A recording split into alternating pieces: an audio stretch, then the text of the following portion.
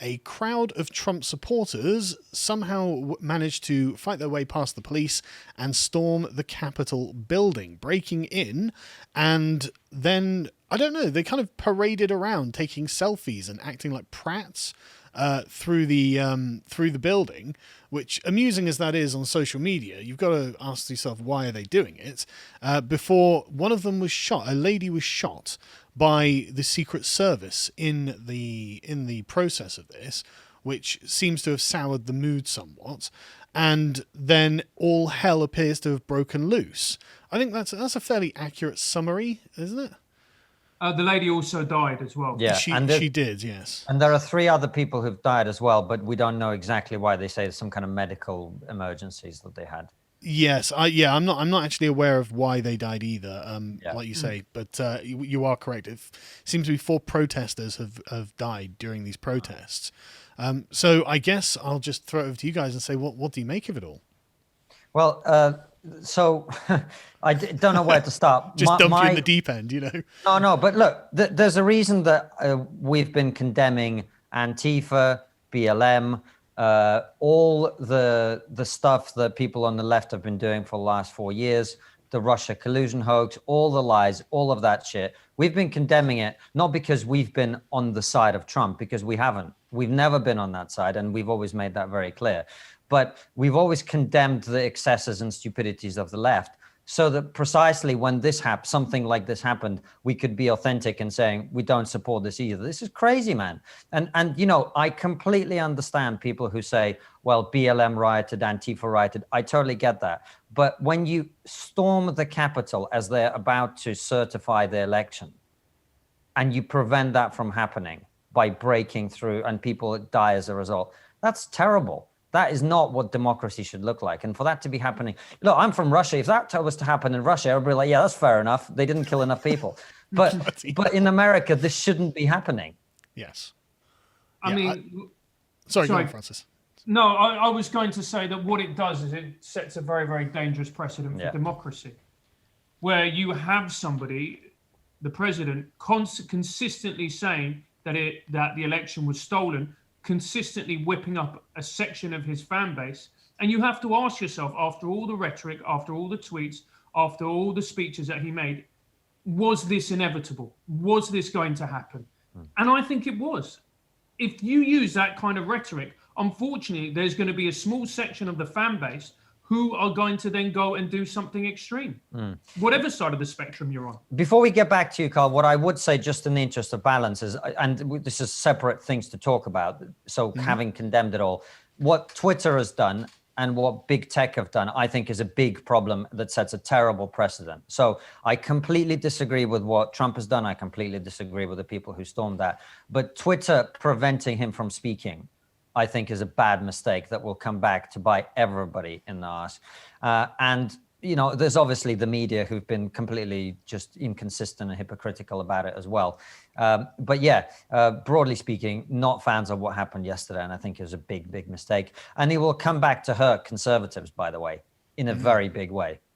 Because they've, you know, and this is why you see mainstream conservatives, everyone from Vice President Pence down to Dan Crenshaw to Douglas Murray, everybody has come out and condemned this. Why? Well, because it's going to destroy the brand for a very long time. It's going to tarnish it very, very badly. Because, you know, you can't be doing this, in my opinion. And it's also delegitimized Trump's presidency. And, you know, there are things that he did, the things that, for instance, that we agreed with when it comes to opposing factions of the hard left, some of the most insane and lunatic policies of the Democrats.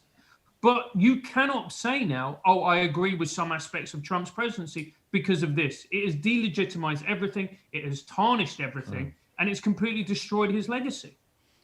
Yeah, I mean, I just to be clear, I disavow storming Capitol buildings, obviously. For anyone at YouTube who might be listening, we obviously disavow this kind of thing here at the Lotus Eaters.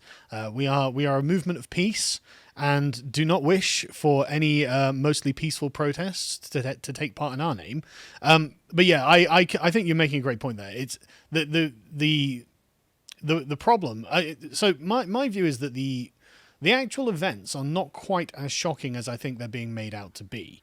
Because I was following it obviously as it was happening live, and it is shocking to see a group of protesters storming the Capitol, but this isn't unprecedented. I mean, the same thing happened during the Kavanaugh hearing when what's her name? Elizabeth Warren. In fact, Fox News reported it as Elizabeth Warren's protesters because she was the one there riling them up in very much the same way that Donald Trump was doing, in fact. And they broke into a few buildings and occupied them in the same way. The Hart Senate office building was broken into, and 302 protesters were arrested and charged with unlawfully demonstrating in Senate office buildings in 2018. So this isn't unprecedented. But the difference is the timing of the confirmation, as you say. And so it's also the nature of the issue that is in question. Yes, appointing Brett Kavanaugh. And by the way, a reminder, you, me, Francis, everybody condemned what happened on those days. But there is a bit of a difference, even though the appointment of Supreme Court Justice, very big and very important, an election for US president it's a different level. Well, I mean, it's still the confirmation of one of the highest offices in the land. So I mean, I agree. It's an escalation. I agree. It's an escalation. Obviously, the president's a higher office, but it's not much of an escalation. It's pretty. They're still both. They're still both important positions, and it's some. And like you say, we all of us and you guys and pretty much everyone on the sane, centrist, liberal view of things doesn't want this kind of political activity. And this is what we were always saying that Black Lives Matter and Antifa were going to lead to, because watching their street violence go unchecked or defended in the media, I think it drove the Republicans into a kind of form of resentment. Why are they getting this special treatment? And now it seems that the Republicans have reached the same point of political activism that Black Lives Matter and Antifa are at. It's like, okay, well, we're prepared to use force to occupy these buildings. We're prepared to fight with the police. And like, none of these are new phenomena in American politics. So the reaction, and I mean, no one, the thing I find really interesting about this is the direction in which the ire is going. Because when it was the Black Lives Matter and Antifa ones, they're attacking private property and police, whereas with this, they're attacking the government buildings and the police that are defending them. But I don't think they were really like angry at the police per se. It's the police were doing their jobs. And so I just find that interesting that there's this kind of difference there, the directions in which they're moving. But I mean, obviously, I agree that we shouldn't be storming anything. But I mean, do you guys not think that this is the kind of end result of what I'd say like 4 years of censorship? I think part of this is glamorizing violence on both sides. And I can't remember when it was. It might have been a couple of years ago, 3 years ago. Do you remember when people were starting to talk about milkshaking and how it was a bit of fun? And let's milkshake Nigel Farage, let's milkshake Tommy Robinson. I got milkshaked. Yeah, of course. Well, that we approved of. Oh yeah, thanks. To be honest, I enjoyed it. It was fun. But the problem is that it's a very, very slippery scale. Once you condone that sort of behavior to one particular person, then you go, okay, well, then I can throw something else. Milkshake turns into something else, turns into fist, turns into riots. We have to, on every side of the political spectrum, whatever your viewpoint, whether you're right, left, center, say that any form of violence is unacceptable. Because once you start condoning violence on your side, your position becomes untenable, and you can't condone violence on the other side. You can't say, for instance, what Trump supporters did is unacceptable if you're in agreement with BLM, burning, looting, Chaz, all the rest of it, and vice versa as well. We need to have some consistency applied to our politics. Yeah, and you're right, Carl, that it hasn't been for the last 4 years, probably longer. And that will undoubtedly have riled up a lot of people. But I also think that anyone who like you and like us, I mean, we have a very sort of centrist audience and a lot of left-wing people that watch us, and as well as a lot of people on the right. And I'm saying to my followers who are right of center, you have to, you listened to me when I told you BLM and Antifa were being wrong and bad, and the media were wrong and bad to cover in the way. You got to listen to me now when I'm telling you this is also wrong and bad. Yeah. You know? I think you're exactly right, because what you're speaking to the procedure of the thing, how we get from A to B to C, aren't you? The intention behind it really doesn't matter, because it's the means itself that delegitimize what the cause is.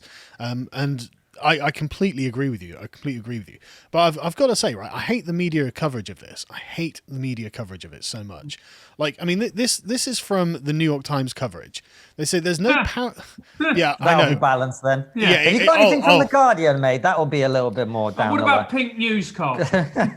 We'll get to them.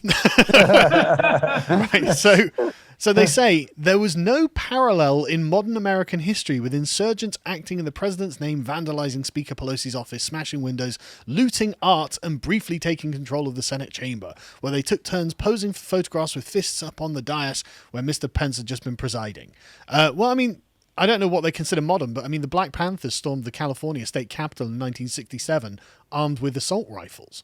So, I mean, this seems like a modern parallel to me. But again, it's one of those things that they're trying to make this out to be a unique and exceptional event, and I don't think it is. And we've already mentioned the Kavanaugh protest. But I mean, you can go back to June in 2020 and look at the riots there, the George Floyd riots there, where you had a curfew across the city and there are pictures of it that you can Google, where just large sections of the city are just lit up by fire because there's fire everywhere. And so it's like, okay, like, we're not going to pretend like the last 4 years have just been this peaceful activist protests, putting in flowers in gun barrels and stuff like that. And then suddenly the Trump supporters have come along and introduced violence into things. It's like, sorry, like, we've seen all of this going on, and like you say, we've disavowed it then, and like we have to do if we want to be consistent is disavow this now. We've got to say no violence. But I don't think it's going to be the end. What do you guys think? No, I hope it is, but this is sort of you're approaching red shirts versus brown shirts territory here, really, aren't you? Yes. And it's very scary, and as we've talked about, I don't think the main thing that people on the right should be thinking about, in my opinion, is this helping you in the long run? Because the truth is, we all understand this. Joe Biden is going to be the next president of the United States. He is. There's nothing anyone's going to do about that. He will be the next president, right? And the Democrats will control the Senate and the House. Yeah. That's what's going to happen. So you've got a complete lock on the entire American electoral system by the Democrats and the left. And you want to kick this shit off now? What do you think they're going to do? Well, I mean, we've got Trump's concession statement, actually. He says, even though I totally disagree with the outcome of the election and the facts bear me out, nevertheless, there will be an orderly transition on January the 20th. I have always said that we would continue our fight to ensure that only legal votes were counted. While this represents the end of the greatest term in presidential history, the first term in presidential history, it's only the beginning of our fight to make America great again. What do you make of that? I don't even know what that fucking means. Sorry, I'm not. Don't know if I'm meant to be swearing or not. I don't know. Okay. What does that mean? Like, okay, he's saying there will be an orderly transition, but he's also saying it's the beginning of our fight. Like, what does that mean? I assume that he means it's his opposition to the radical left-wing agenda that is continuing. But it seems that he's conceding that Joe Biden will become the next president. He's committing to an orderly transition of power. And he did actually post tweets and a video of himself calling for the protesters to stop, not use violence, and go home. But Twitter removed those.